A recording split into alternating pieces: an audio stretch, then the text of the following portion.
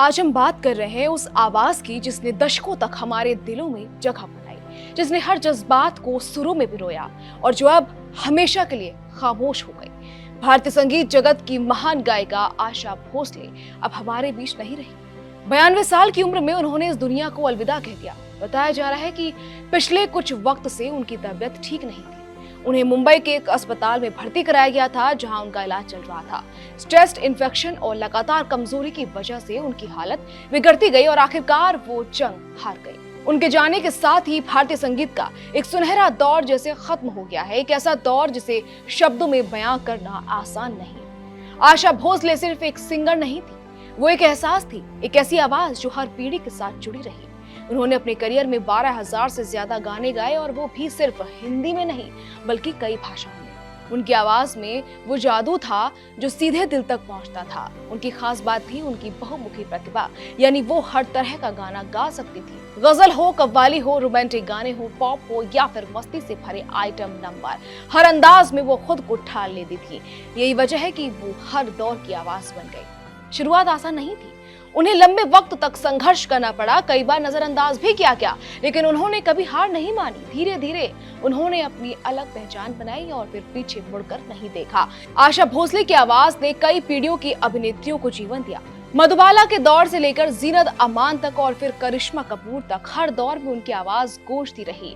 दम मारो दम, चुरा लिया है तुमने, तन्हा तन्हा, ले गए जैसे अनगिनत गाने आज भी लोगों के दिलों में बसे हुए हैं। उनकी इस अद्भुत यात्रा को कई बड़े सम्मान भी मिले। उन्हें दादा साहेब फाल्के अवार्ड से नवाजा गया, पद्म विभूषण मिला, कई फिल्म फेयर अवार्ड मिले और उनका नाम Guinness book of world records में भी दर्ज हुआ। ये सब उनकी मेहनत, लगन और टैलेंट का नतीजा था। लेकिन बहुत कम लोग जानते हैं कि आशा भोसले सिर्फ एक महान गायिका ही नहीं थी, बल्कि एक सफल बिजनेस वुमेन भी थी। उन्हें खाना बनाने का बहुत शौक था और उन्होंने इस शौक को ही अपना बिजनेस बना लिया। दुबई समेत कई जगहों पर उनके नाम से रेस्टोरेंट चलते हैं, जहां भारतीय खाने का स्वाद लोगों को खूब पसंद आता है। सिर्फ यही नहीं, उनकी कमाई का बड़ा हिस्सा म्यूजिक, रॉयल्टी, स्टेज शो और इंटरनेशनल परफॉर्मेंसेस से भी आता था। रिपोर्ट्स के मुताबिक उनकी नेटवर्थ करोड़ों में थी और उन्होंने ये सब अपनी मेहनत के दम पर हासिल किया था। वो एक सेल्फ मेड महिला थी जिन्होंने हर मुश्किल का सामना किया और खुद को साबित किया। दौलत के मामले में भी आशा भोसले किसी से पीछे नहीं थी। मीडिया रिपोर्ट्स के मुताबिक उनकी कुल संपत्ति करीब 100 करोड़ रुपए आंकी जाती है। इसी वजह से वो भारत की टॉप 10 सबसे अमीर महिला गायकों में शामिल रही हैं। उनकी संपत्ति का स्तर सुनिधि चौहान के बराबर माना जाता है।